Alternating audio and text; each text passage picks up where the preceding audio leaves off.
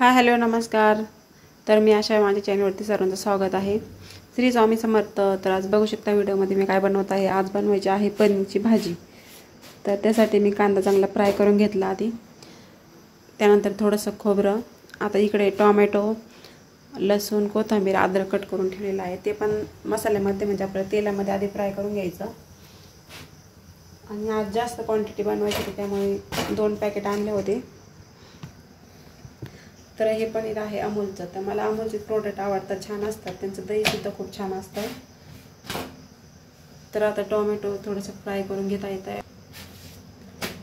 त्यानंतर लसूण, अद्रक, कोथिंबीर ते मी तयार थोडं फ्राय करून घ्यायचं। त्यानंतर मिक्सरमध्ये काढायचं। आता हे पनीर मी कट करून घेत आहे आणि पनीर असं कट केल्यानंतर थोडीशी हळद आणि मीठ टाकायचं। आणि हे पनीर तुम्ही तळू पण शकता, पण मी आज तळून नाही करणार, तर तव्यावर फ्राय करणार आहे 2 मिनिटं। तर अशा पद्धतीने पनीरची भाजी नक्की ट्राय करून बघा,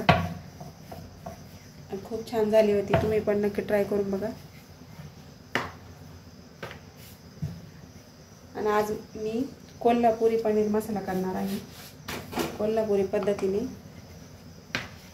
तर त्यामध्ये गरम मसाला, लाल मिरची पावडर, किचन किंग मसाला आणि कोल्हापुरी मसाला एवढं टाकणार आहे।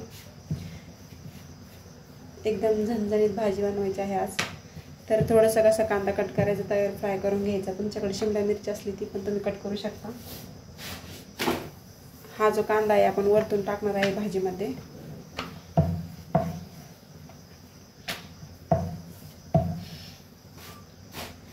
छान झाली होती भाजी, नक्की तुम्ही पण ट्राय करून बघा।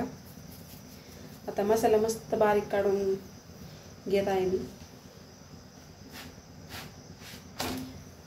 त्यानंतर टोमॅटोची गिरवी काढणार आहे।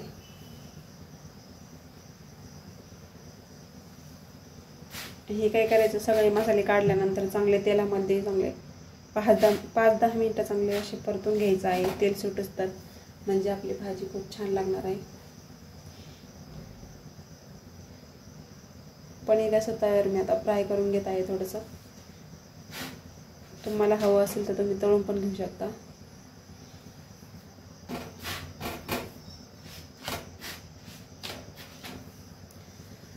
तर आता सर्व तयारी झालेली, मसाला वगैरे काढून झालेला आहे। आता भाजी टाकायची आहे। तर तेल टाकलं, त्यानंतर तेजपत्ता टाकला, गरम मसाला मी ऑलरेडी आधीच टाकलेला आहे, जो लवंग, मिरे वगैरे ते सगळं मसाला आधीच टाकलेला आहे मसाल्यामध्ये।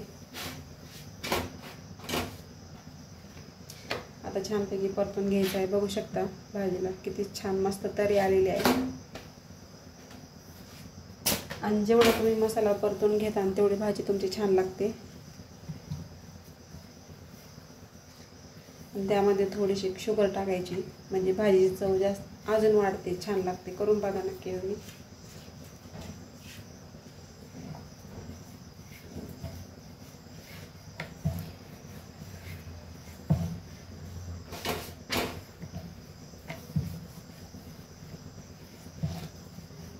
आता हा कांदा टाकून द्यायचा आहे।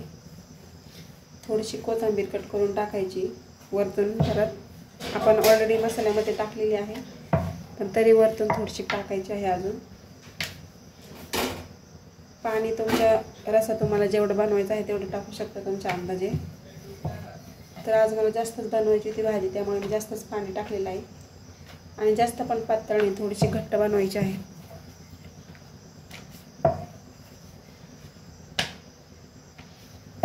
आता टाकलेली आहे थोडीशी कोथिंबीर। बघू शकता भाजीचा कलर किती मस्त आलेला आहे, छान आलेला आहे। तुम्ही पण अशा पद्धतीने नक्की ट्राय करून बघा। आपली भाजी कशी झाली आहे कमेंट करून नक्की सांगा। चला तर मग या जेवण करायला। तर आपला व्हिडिओ कसा झाला आहे कमेंट करून नक्की सांगा।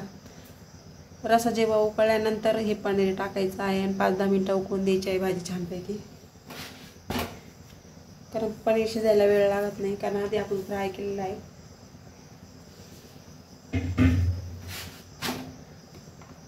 चला तर मग भेटूया नेक्स्ट व्हिडिओमध्ये। Thanks for watching. धन्यवाद। Bye bye.